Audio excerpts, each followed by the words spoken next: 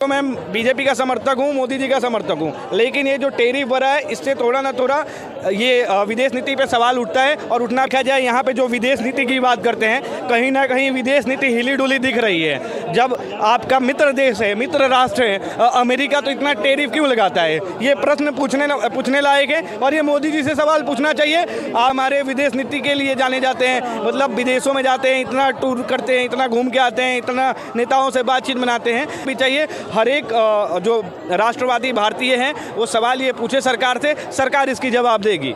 ये जो 26% का टैरिफ टैक्स है, ये हमारे भारत देश की महंगाई और बढ़ा नहीं देगा? बिल्कुल इंक्रीज़ तो होगा, महंगाई तो इंक्रीज़ होगा। जब टैरिफ बढ़ा है, निर्यात जो होगा, जो मतलब सामान इंपोर्ट करते हैं, इंपोर्ट पे हमारे टैरिफ परसेंटेज बढ़ा है, तो इससे तो भाई महंगाई बढ़ेगा ही, क्योंकि वहाँ से जो चीज़ें आएगी तो इधर आने के बाद से महंगी हो जाएगी।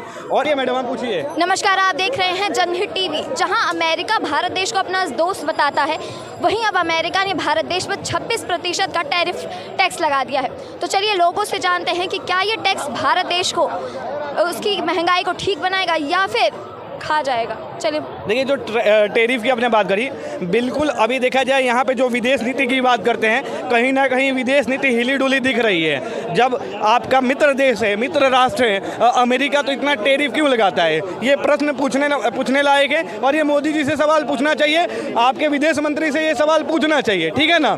और एक चीज़ बताओ आप, जब हम कहते हैं कि मित्र राष्ट्र, मोदी जी हमारे विदेश नीति के लिए जाने जाते हैं, मतलब विदेशों में जाते हैं, इतना टूर करते हैं, इतना घूम के आते हैं, इतना नेताओं से बातचीत बनाते हैं, लेकिन यहाँ पे कहीं ना कहीं देखो, मैं बीजेपी का समर्थक हूँ, मोदी जी का समर्थक हूँ, लेकिन ये जो टैरिफ बढ़ा है इससे थोड़ा ना थोड़ा ये विदेश नीति पे सवाल उठता है और उठना भी चाहिए। हर एक जो राष्ट्रवादी भारतीय हैं वो सवाल ये पूछे सरकार से, सरकार इसकी जवाब देगी।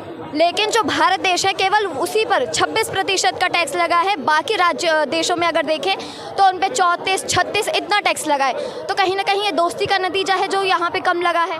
ये भी आपका देखो, जैसे आपने पॉइंट रखा, ये भी पॉइंट हो सकता है, लेकिन फिर भी 26% जो है ना टैरिफ, ये बहुत ज़्यादा है। तो इस पर सवाल करना चाहिए सरकार से जवाबदेही सरकार की है। सरकार बताए कि क्यों इतना टैरिफ लगा है। मैं मानता हूँ कि बाकी देशों पे ज़्यादा लगा है, मित्र राष्ट्र हो सकता है इसके वजह से कम भी लगाया हो, तो ये सेकेंडरी बात है, लेकिन टैरिफ रेट जो है बड़ा है, परसेंटेज ज़्यादा हुआ है, इस पे सवाल होनी चाहिए सरकार से। ये कोई बड़ी बात नहीं है, इस पे सरकार अपना मसला तय करेगी, वहाँ जो भी होगा हल करना चाहेगी, करेगी, सरकार की काम है वो। हम लोग बस सिर्फ ओपिनियन दे सकते हैं यहाँ पे। लेकिन अमेरिका ने जो भारत देश पर ये टैरिफ लगाया, तो उससे कहीं इन दोनों की दोस्ती डगमगाती हुई नहीं दिखती है। अच्छा एक बात बताओ, व्यापार टैरिफ जो होता है ना, व्यापार के दृष्टिकोण से होता है, तो जब व्यापार के दृष्टिकोण से होता है तो इसमें दोस्ती डगमगाने की क्या बात है? हम एक बात बताओ, मैं सर्जिकल का काम करता हूँ, मेरा दोस्त मेडिसिन का काम करता है, जो उसको रेट बनता होगा उस रेट से मुझे मेडिसिन देगा, और जो रेट मेरा बनता होगा सर्जिकल का हो, मैं उस रेट से उसको सर्जिकल का सामान दूंगा। तो इसमें दोस्ती डगमगाने वाली बात ही नहीं होती है। व्यापार अपने जगह होता है, दोस्ती अपने जगह होता है। लेकिन ये जो 26% का टैरिफ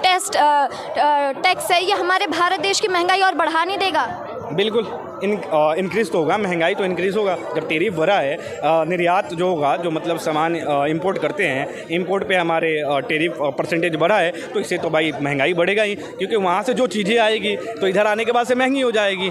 और इससे देखिए कई सेक्टरों में भूचाल आएगा, जैसे फार्मास्यूटिकल्स में भी भूचाल आएगा, वहाँ पर भी मेडिसिन के रेट्स बढ़ेंगे, तो ये तो होगा ही। इसी कारण जो हमारा सेंसेक्स है वो कल गिर चुका था, तो उस पर आप क्या बोले? तो पूरा क्रैश हुआ है ना, खाली सेंसेक्स की बात क्या करें, पूरा मार्केट ही क्रैश हुआ है,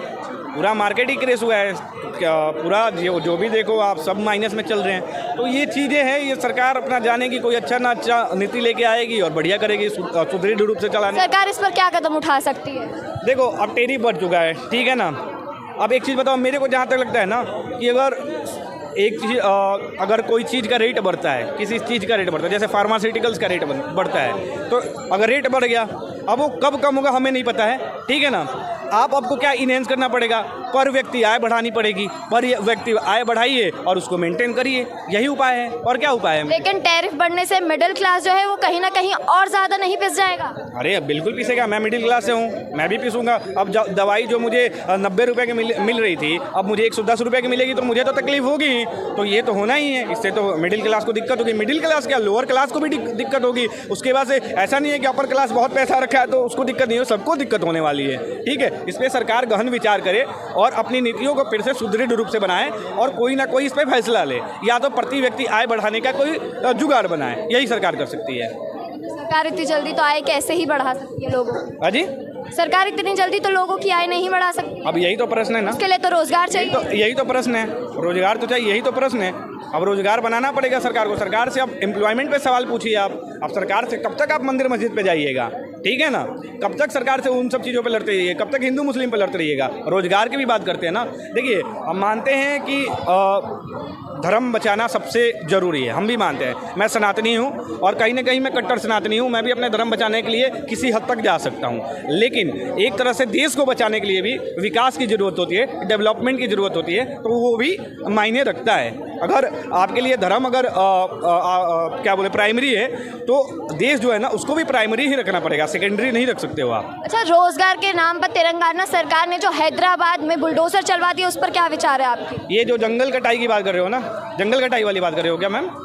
हाँ जी, जंगल कटाई की बात कर रहे हो ना मैम। सबसे पहली बात एक चीज़ बता रहा हूँ, विकास की यार में लोग इतना पागल होते जा रहे हैं ना कि खुद से क्लाइमेट को बर्बाद करने का काम कर रहे हैं, ठीक है? आपको पता होना चाहिए कि उस जंगल 400 एकड़ में जो जंगल को ये करा गया, मतलब काटा गया, उससे कितना नुकसान हो रहा है। आप देखो, एक मानवता के आधार पे मैं बात करता हूँ, आपका घर कोई उजाड़े कैसा लगेगा? बहुत बुरा लगेगा ना। उसी प्रकार से जानवरों का घर उजाड़ा जा रहा है, कितना गंदा लग रहा है, बहुत गंदा लग रहा है। मानवता के आधार पर सोचिए, विकास के में इतना भी चूर ना हो जाए ना कि आगे चल के दिक्कत हो जाए, ठीक है ना?